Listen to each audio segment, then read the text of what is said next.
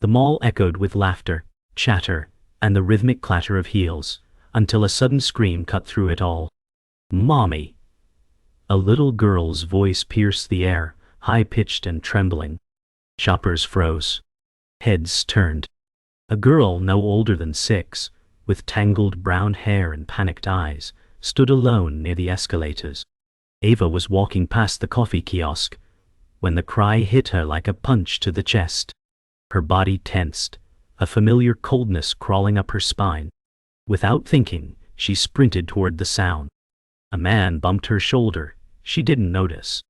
Ava said, "Hey, sweetie, are you okay?" But the child wasn't looking at her. She stared past Ava, eyes wide, fixated on something, or someone, lost in the crowd. Then, Ava's mind flashed. A memory. Her younger self. Alone. A different mall. The same scream. "Mommy!" The crowd blurred. Her knees wobbled. She wasn't just watching this happen, she was reliving it. The past had clawed its way into the present. The girl wouldn't speak. Her lips trembled, but no sound came. Ava knelt down slowly, keeping her voice calm and low. Ava said, "Can you tell me your name, sweetheart?" The girl looked at her but didn't answer. Ava recognized that silence. It wasn't shyness. It was shock. A mall security guard radioed in a code pink from a distance. "I out." Voices grew louder as more people noticed. Ava could feel eyes on her, judging, curious. She said, "It's okay. I've got you." The girl flinched slightly, then clutched a crumpled stuffed rabbit to her chest. Ava's heart thudded. That toy, faded gray, stitched at the ear, was identical to one she had as a child. Impossible. Ava blinked. The air felt thin. This wasn't just coincidence. Her memories weren't buried, they were bleeding into reality. Someone, somewhere, knew more than they ever told her. The intercom buzzed overhead. "Attention shoppers. We have a lost child near the East Atrium. If you are missing a little girl." Ava tuned it out. The girl hadn't moved. Ava glanced around. No frantic parent. No footsteps rushing toward them. That absence was louder than any announcement. The girl opened her mouth, finally whispering, "I didn't mean to get lost." Ava smiled softly and said, "You're not in trouble. I promise." But in her mind, Ava was somewhere else, years back, in a different mall, with her tiny hands shaking and a security guard asking the same questions she now found herself asking. No one ever came for her that day. She had been placed into foster care hours later. Ava tried to shake it off, but her stomach churned. This wasn't a random event. This was a trigger. This child was a mirror. And Ava was beginning to sense she wasn't remembering. She was being reminded. Ava stood up as a security officer approached. He was middle-aged, polite, and professional. Officer said, "We'll take it from here, ma'am." Ava hesitated, her hand still on the child's back. Ava said, "She hasn't said much. She's in shock." The girl clung tighter to Ava's coat. The officer noticed. Officer said, "It's protocol. We'll find her guardian." Ava backed away slowly, her chest tightening. The girl reached for her, fingers trembling. Ava met her eyes and whispered, "You'll be okay, I promise." But as the girl was led away, Ava's legs faltered. The officer didn't understand. This wasn't just a scared child. It was a message. Ava watched them disappear around the corner. Her own reflection in a nearby store window stared back, pale, shaken, haunted. Something had been triggered deep inside. Something that would no longer stay hidden. Ava wandered out of the mall in a daze, her breath sharp against the cool dusk air. Traffic whooshed by. A breeze tugged at her coat. Her phone buzzed, missed calls from her supervisor, reunite. Ava ignored them. Her fingers clenched around the rabbit the girl had dropped, now stuffed into her pocket. It was soft. Familiar. Too familiar. Ava whispered, "Why would she have this?" Her mind spun. Coincidence wasn't enough to explain it. And her gut knew better. Ava had buried too many questions, accepted too many silences about her past. That child's face, that scream, it wasn't random. It was a thread. One she was now determined to pull. She turned slowly, staring back at the mall's entrance like it was a portal. Somewhere inside a truth had awakened. One she could no longer avoid. The next morning, Ava sat at her cluttered kitchen table, sunlight creeping through half-closed blinds. Cold coffee sat untouched. Her laptop buzzed with unanswered emails. She kept staring at the stuffed rabbit now resting beside her keys. The weight of it made her feel like she was 6 again. Ava reached for her phone and dialed Lena. It rang twice before Lena picked up, her tone sharp with concern. Lena said, "Where were you yesterday? You missed the review meeting." Ava hesitated, then said, "I saw a lost girl, and she had this." She tapped a rabbit. Lena fell silent. Ava added, "It's identical to mine. The one I lost the day I—" Her voice broke. She didn't finish. Lena exhaled. Lena said, "Ava, I think it's time we talked about some things. Things I should have told you a long time ago." Ava froze. The air in the room thickened. She whispered, "What things?" Lena's pause felt like a crack splitting open a dam. Later that day, Ava walked through the school hallway, her heels clicking against the old linoleum tiles. Students rushed past in a blur of backpacks and chatter, but she barely noticed. Her classroom door creaked open, and familiar posters lined the walls. Kindness is power. Every child matters. Yet the warmth they once offered felt hollow now. As she sat at her desk, she pulled open the bottom drawer. Inside, a photo of her at age 6, an adoption file paper clipped behind it. Ava stared. No parents' names. Just a case number. No answers. She whispered, "What did they erase?" A knock at the door startled her. It was a student, looking for help with a project. Ava smiled faintly and nodded them in. But her hand lingered on the folder as the door closed. She could feel it now. Something had always been missing. The little girl in the mall hadn't triggered a breakdown. She'd triggered a beginning. That evening, Ava met Lena at a quiet cafe on the edge of town. The windows steamed slightly from the humidity outside. Lena sat across from her, fingers laced tightly around a cup of untouched tea. Ava stared at her. Ava said, "Start talking." Lena sighed, her voice low. Lena said, "You weren't just any foster kid, Ava. Your case was special. Closed, sealed." Ava blinked.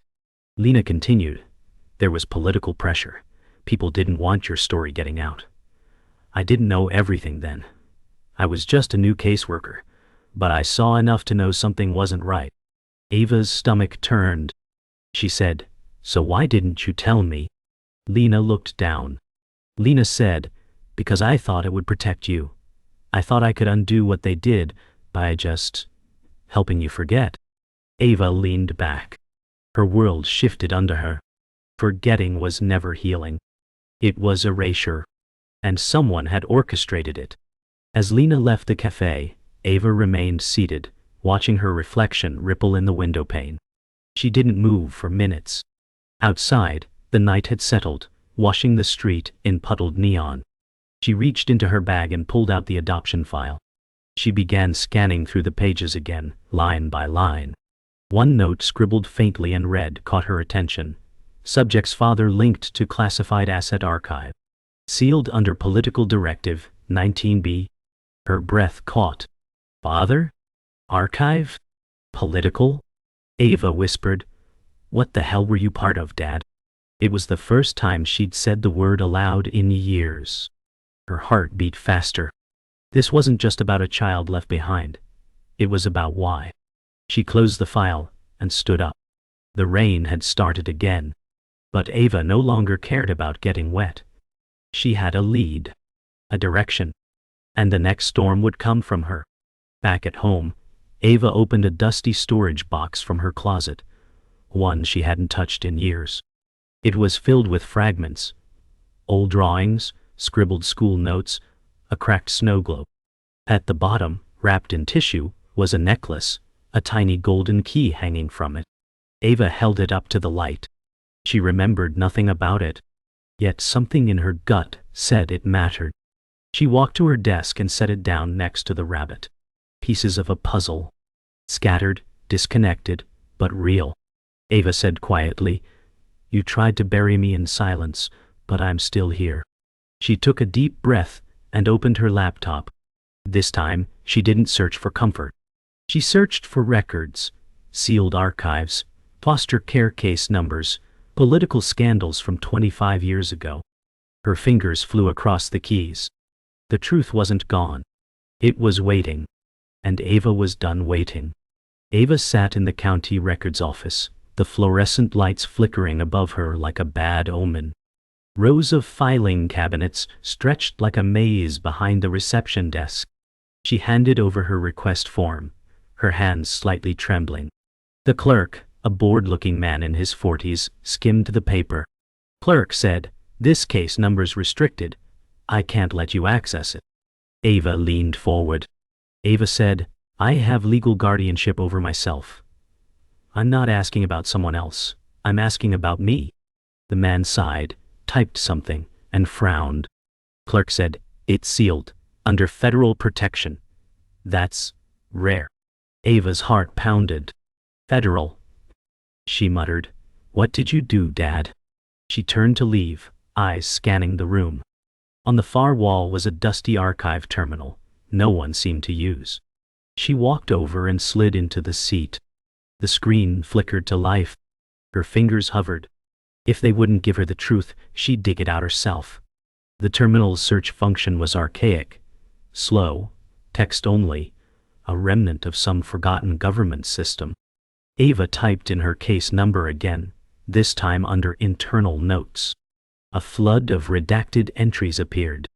Lines blacked out, names erased, but one phrase kept repeating: asset-related collateral, monitored but unrecovered.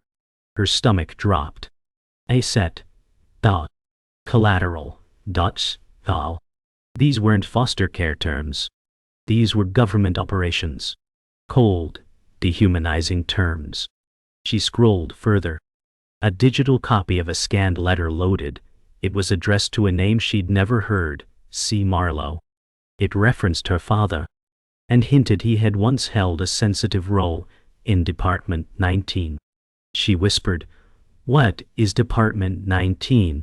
Behind her, a door creaked faintly. Ava turned. Nothing. But her instincts sharpened. Someone might be watching. She copied the file onto a USB and slipped it into her jacket.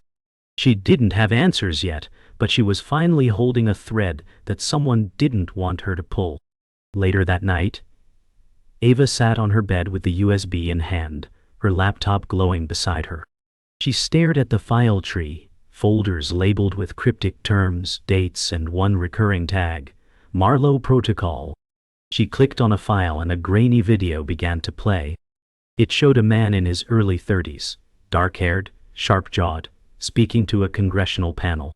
The audio was poor, but Ava heard fragments. Intelligence breach, psychological collateral, classified child. Her throat tightened. That was her father. And they were talking about her. A child, hidden to protect an operation. Ava said aloud, "I was never just adopted. I was erased." Her voice cracked. Her hands shook. Her life, her identity, it was manufactured silence. She paused the video, staring at her father's face frozen mid-sentence. She had no memory of him. And yet here he was, buried in political shadows. And if someone worked this hard to hide her, they weren't done watching. The next morning, Ava drove to a forgotten part of the city, a shuttered industrial park now overgrown with weeds. According to the video metadata, her father's last known address had been listed here. The building was skeletal, graffiti stained, windows broken. But something about it pulled her forward. Inside, dust clung to the air, catching the light like ash. She stepped carefully through debris until she found it, a locked office door. The nameplate read, C. Marlowe, Archives. Her breath hitched. She used the tiny key from her necklace. Click. It turned. The room inside was preserved like a time capsule. Folders lined the shelves. A rotary phone sat unplugged on a desk. On the wall, a photo of her father in military dress. Ava whispered, "You were real." Her fingers traced the photo's edge. He'd been erased, but not destroyed. And now his secrets were hers to inherit. Ava sat at the old desk, flipping through the folders. The deeper she dug, the clearer the pattern became.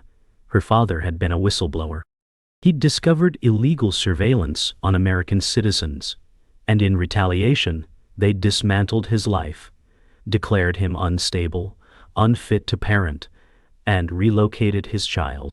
How? Ava said quietly, "They took you from me, and me from you." She wiped her cheek, not realizing she'd started crying. One folder included transcripts of Ava's early therapy sessions, phrases like, "Child shows signs of memory disruption," and "implant rejection." It made her skin crawl. She was a case file, an experiment, and yet she was still standing, still searching. She picked up a final envelope, sealed in red wax. No markings. Just her name handwritten across the front. Ava's breath caught. Her hands trembled. Her father had left her something, and now she was ready to open it. Ava stood in her living room, the red wax envelope now opened on the coffee table. Inside were letters. One from her father, written just weeks before he vanished. His handwriting was rough but intimate. "They'll try to turn you into a ghost, Ava. But I see you. You are not a mistake. You are the reason I resisted." Ava's chest tightened. He'd tried to protect her, not abandon her. She heard the front door open. Lena had let herself in. Ava turned sharply. Ava said, "You knew all of this." Lena didn't deny it.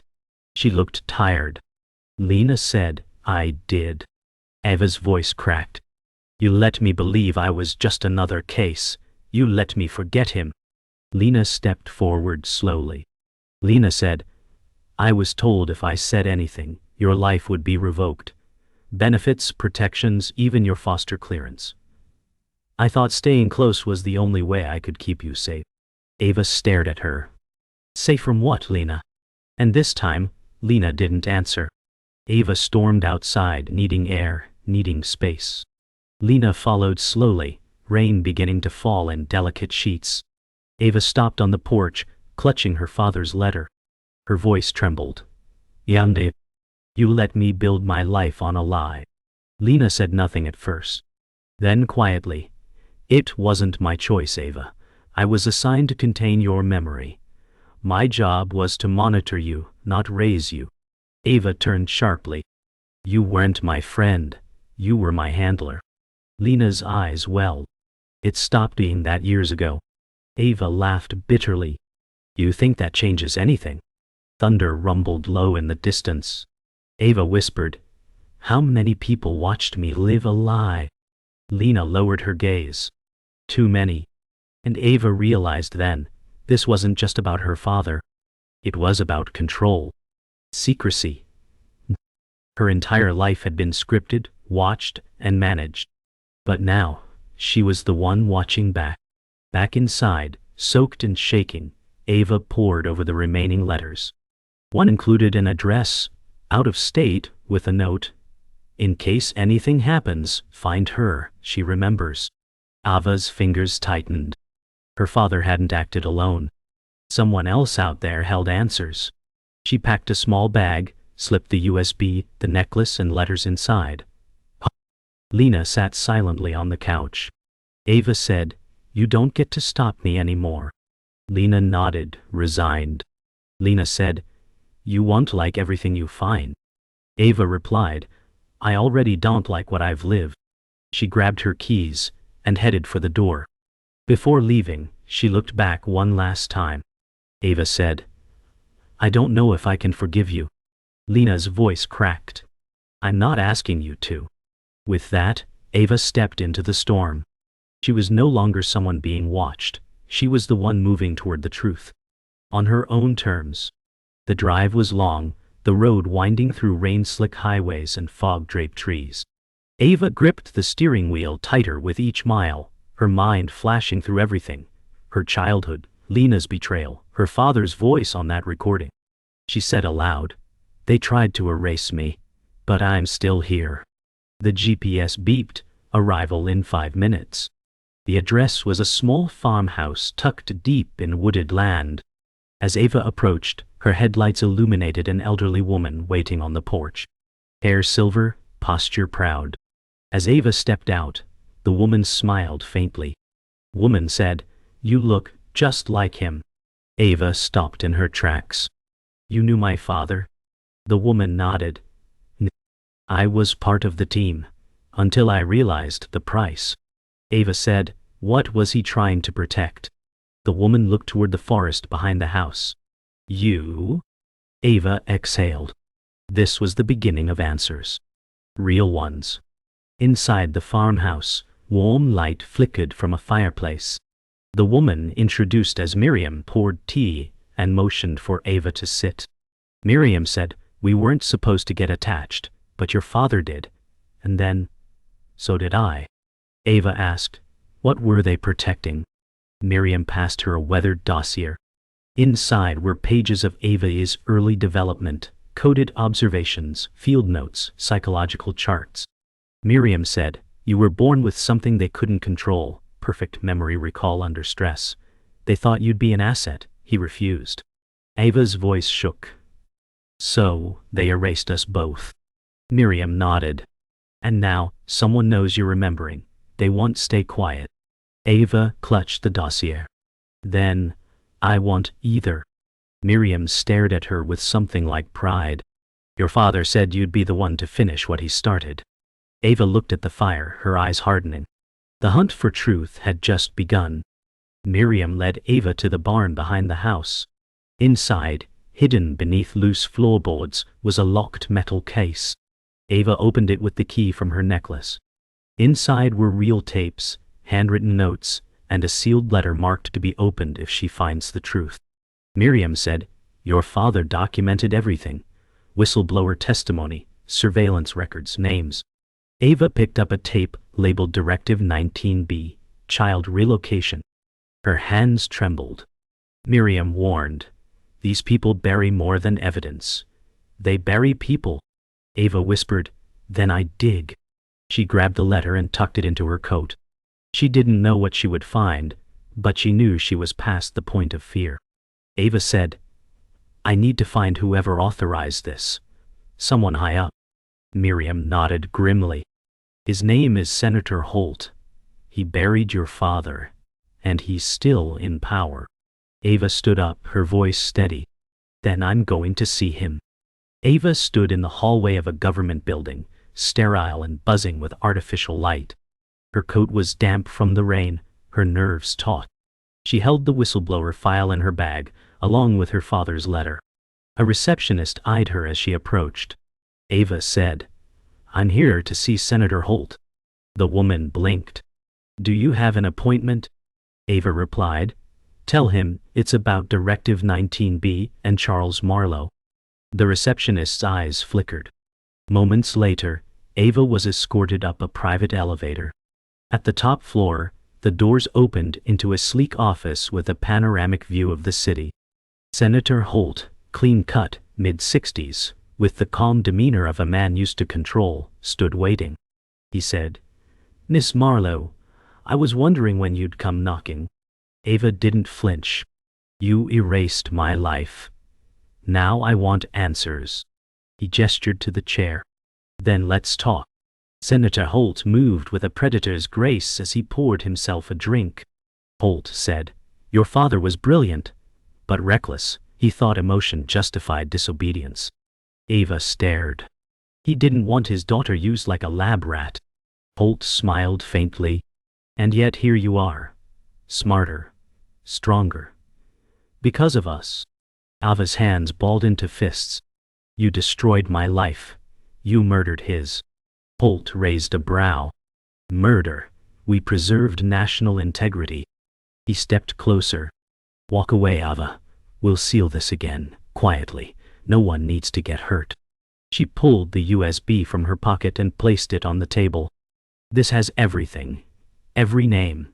Every transfer. If anything happens to me, it goes public. Holt's eyes narrowed. A pause lingered between them like the last second before lightning. Ava had made her move. The room, the air, everything was charged. And neither was backing down. Holt slowly walked to the window, his hands behind his back. Holt said, "You think the public cares about sealed programs? You think truth wins?" Ava said, "It's not about them, it's about me."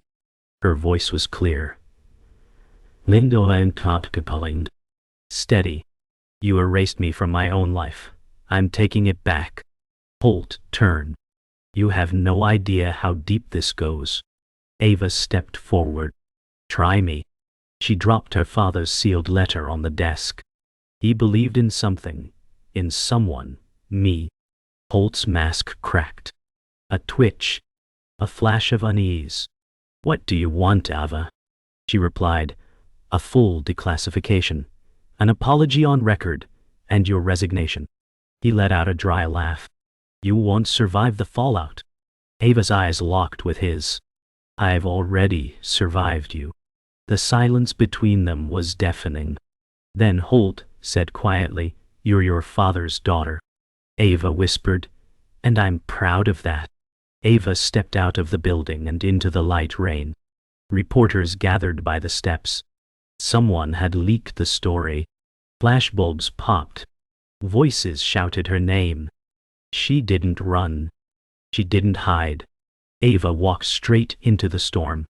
Behind her, Holt's empire was beginning to crumble. Investigations opening, files unsealed, names exposed.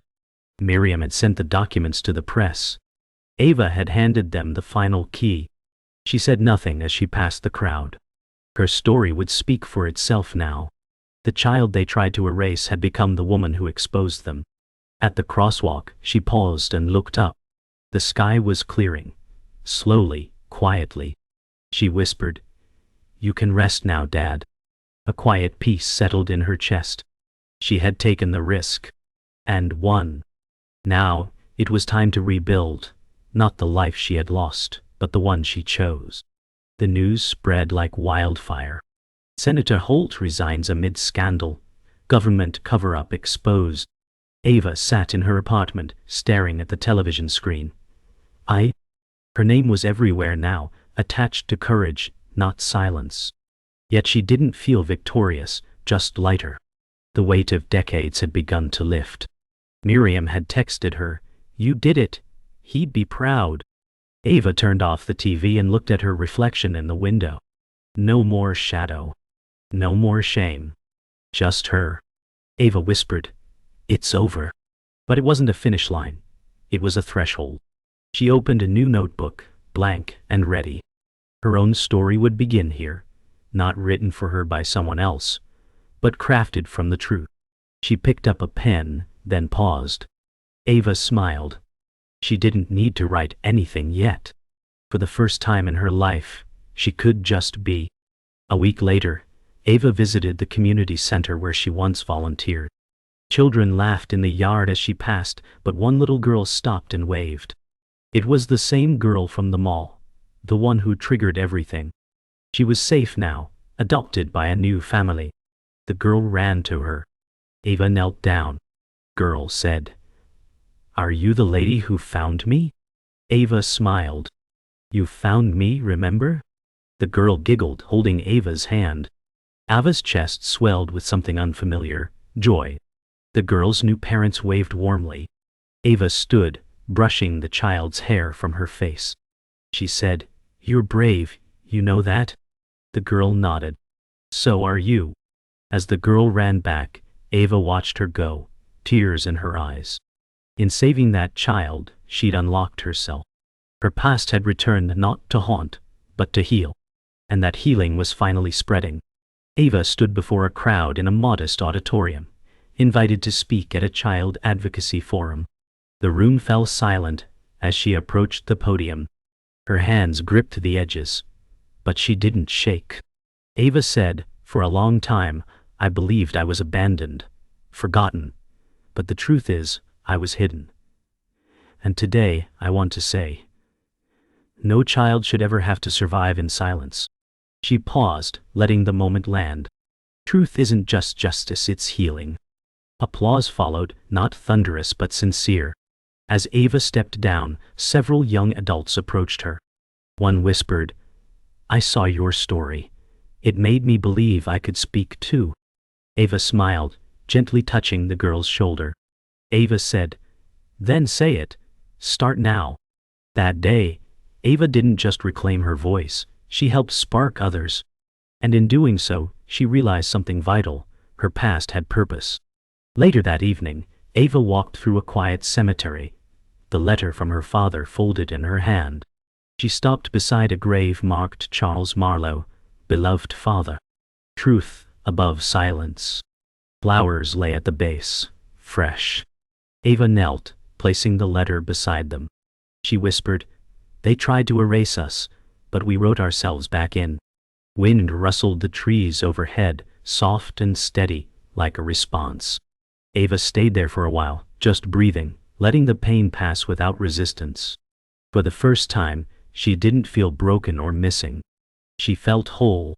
She stood, dusted her knees, and smiled softly. Ava said, thank you. For fighting, for remembering me. As she walked away, the moon broke through the clouds. Her story was no longer hidden. And neither was she. Back at the farmhouse, Ava sat beside Miriam near the fire. They shared tea in silence, the kind that comforts instead of fills. Miriam handed Ava a small box. Inside was a keychain, military issue, engraved with Marlowe Protocol, ended. Ava laughed gently. He was dramatic. Miriam smiled. He was right. Ava turned it over in her hand. She said, I don't want to run anymore. I want to live. Miriam nodded. Then start. Here. Now. Outside, dawn began breaking, streaks of gold cutting across the sky. Ava stood and opened the window, letting the morning breeze roll in. It smelled like pine and freedom. She closed her eyes and let it wash over her. Ava had faced the darkness, had walked through every locked door. And now, there was only light. A new chapter was waiting. This time, she would write it herself. Weeks had passed. The dust of the scandal settled, but Ava's world was anything but quiet. She now sat in a small office. Her office, inside a new trauma center for displaced youth. The sign on the wall read, The Marlowe Project. She leaned over her desk reviewing grant letters and intake files when a knock came at the door. A teenage girl peeked in. Are you the lady who helps people who feel lost? Ava smiled and stood. I used to be lost, now I help others find their way. The girl entered cautiously. Ava gestured to the seat. Come in. This is your space now too. As they began talking, Ava felt it. That old ache where silence used to live was gone. In its place was purpose. She wasn't chasing ghosts anymore. She was building something. Real done tree. And the showy. Solid. Dight one. Hers. The girl said, Will it get better? Ava answered without hesitation. Yes, it always can. That evening, Ava walked alone through the old mall, the very one where the story had begun. Most of the shops were closed. The crowds were thinner now. Her boots echoed along the tiles. She paused at the escalator. The exact spot where the girl had cried out. Where memory had cracked open. Ava stood there in silence, watching the space, not as a victim, but as someone who had turned pain into truth. She took out the stuffed rabbit, mended now, and tucked it into a donation box, marked lost and found. She whispered, Some things aren't meant to be held, just understood. A child nearby was laughing. A father picked up his daughter, spinning her in circles. Ava watched them, her smile soft. The mall hadn't changed. She had. It was no longer a place of fear. It was a place reclaimed. Outside, The night air was crisp. Ava walked along a quiet street, coat wrapped tight, scarf drifting in the breeze. Street lamps flickered on, one by one. She paused on a bridge overlooking the city lights. In her pocket was her father's final letter. She pulled it out, reading it once more. I never wanted to disappear from your story. I only wanted to give you the chance to write it yourself. Ava folded it gently and held it to her chest. She wasn't angry anymore. She understood. Everything he did was a message. Survive, then live. The wind rose, carrying his words away like a blessing. Ava looked out over the skyline, no longer searching for the past but embracing the future. The girl she used to be had led her here, and the woman she had become would keep going. Ava returned to the farmhouse one last time. Miriam waited on the porch with 2 mugs of tea. They sat in silence, watching the horizon blush with morning. Miriam said, "He'd be proud." Ava nodded. "He's part of me, and now, so is this." She held up the keychain still engraved. Marlowe Protocol, ended. But now, it was more than a mark of survival. It was a symbol of defiance turned legacy. Miriam said, "What will you do now?" Ava looked out toward the trees, the quiet fields stretching endlessly. "I'll build something worth remembering. For others like me. For those still trying to find themselves in the silence." Miriam smiled, tears glinting in the corner of her eyes. The world hadn't gotten quieter. But Ava had learned how to speak back, and her voice would echo. The final scene, Ava walking alone down a forest path behind the farmhouse. Sunlight slants through the trees. Birds call softly overhead. She wears no bag, no burden, only her breath and the rhythm of her footsteps. This wasn't about escape anymore, it was about presence. The camera pulls back slowly, revealing her from above as she walks further into the light. Ava had faced the system, the silence, the shadows of her past, and chose not just to survive, but to rise. She whispered to no one and everyone, "I am not what they wrote. I am what I choose to remember." Fade to black. No more secrets. No more silence. Just one woman. Free. No. Free.